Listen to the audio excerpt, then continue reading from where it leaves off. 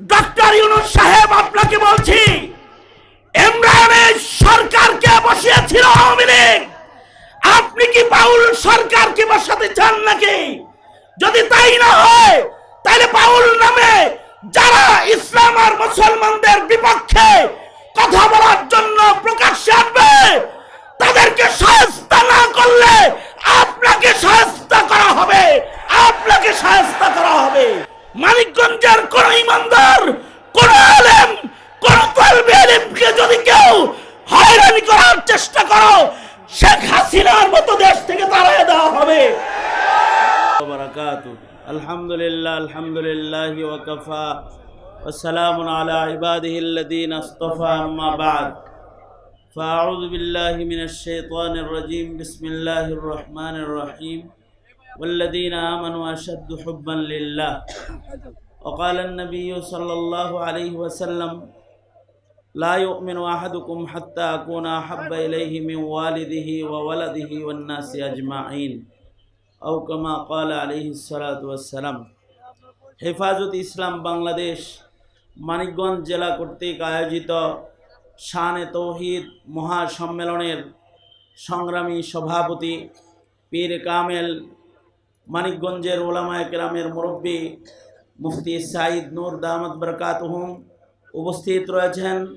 আজকের এ মহাসমাবেশের সংগ্রামী অতিথি এবং প্রধান অতিথি পীর কামেল হযরতুল আল্লামা পীর সাহেব আব্দুল হামিদ মধুপুরী দামাত বরকাতুহুম, আমির খাতমে নবুয়াত সংরক্ষণ কমিটি, এবং উপস্থিত রয়েছেন বেফাকুল মাদারিসিল কওমিয়ার সংগ্রামী মহাসচিব, হেফাজত ইসলাম বাংলাদেশের সংগ্রামী নায়েবে আমির শেখুল হাদিস ইবনে শেখুল হাদিস আল্লামা মাহফুজুল হক সাহেব দামাত বরকাতুহুম সহকারে কেন্দ্রীয় নেতৃবৃন্দরা আজকের এই মহতী সম্মেলনে উপস্থিত রয়েছেন।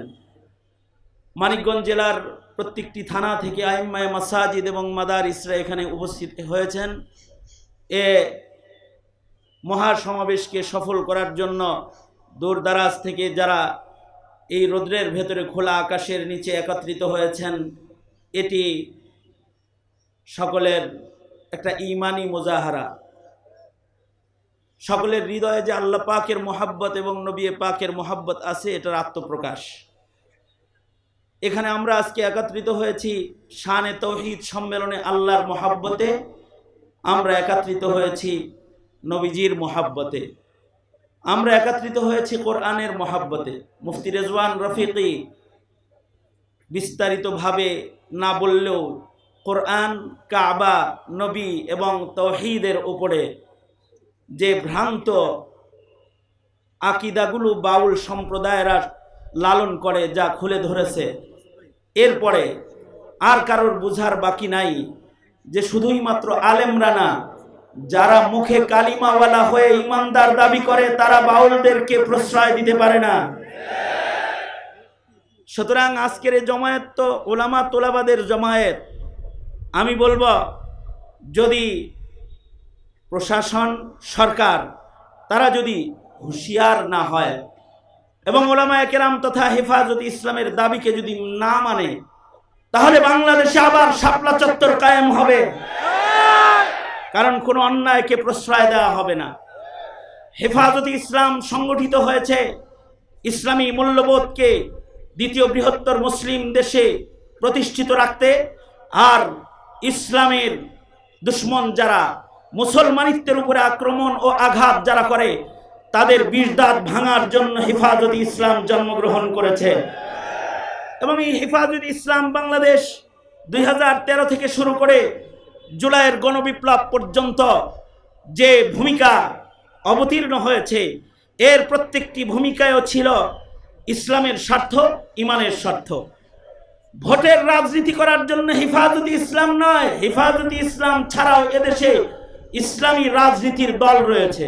হেফাজত ইসলাম হলো ইসলামের খেলাফ যে দাঁড়াবে, তাকে দৃষ্টান্তমূলক শাস্তির কাঠগড়ায় দাঁড় করানোর জন্য আগমন করেছে। আমি গতকালকেও আমির হেফাজতের সাথে লম্বা বৈঠকে মত বিনিময় করেছি।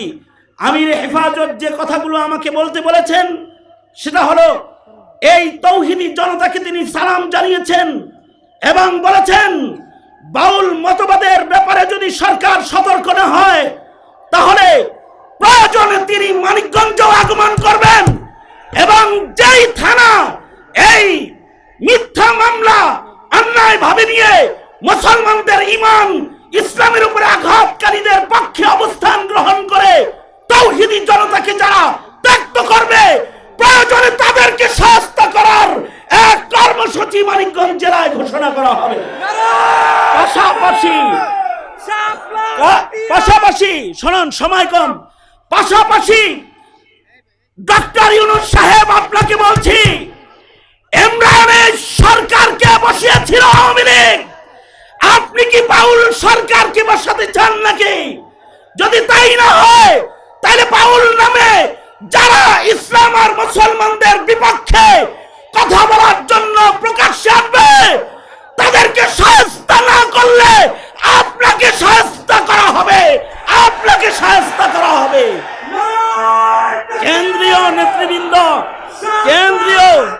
কেন্দ্রীয় নেতৃবৃন্দ এখানে রয়েছে।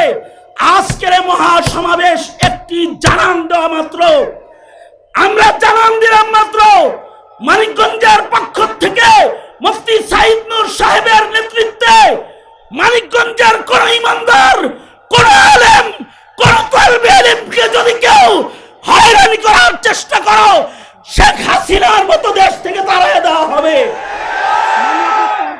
আর মামলা প্রত্যাহার করতে তো হবেই। পাশাপাশি এই বাউল সম্প্রদায়কে ইসলামের নামে সকল প্রকারের ভ্রান্তির কার্যক্রমকে বন্ধ করতে হবে। অন্যথায় আমির খাতমে নবুয়ত এখানে রয়েছেন, বেফাকুল মাদারিসিল কওমিয়ার মহাসচিব এখানে রয়েছেন। আমরা সুস্পষ্ট ঘোষণা দিচ্ছি, ইসলামের বিপক্ষে কোনো শক্তিকে ইমানদাররা প্রশ্রয় দিবে না। কাফন পরে আসবে, রক্তের মিছিল হবে, লাশের মিছিল হবে, আল্লাহ আল্লাহর রাসূলের উপরে আঘাতকে মেনে নেওয়া হবে না, হবে না, হবে না। যদি কেন্দ্রীয় কোনো আহ্বান আসে আপনারা রাজপথে আসতে প্রস্তুত থাকবেন ইনশাআল্লাহ। এই আবেদন জানিয়ে সংক্ষিপ্ত কথা এখানে শেষ করছি।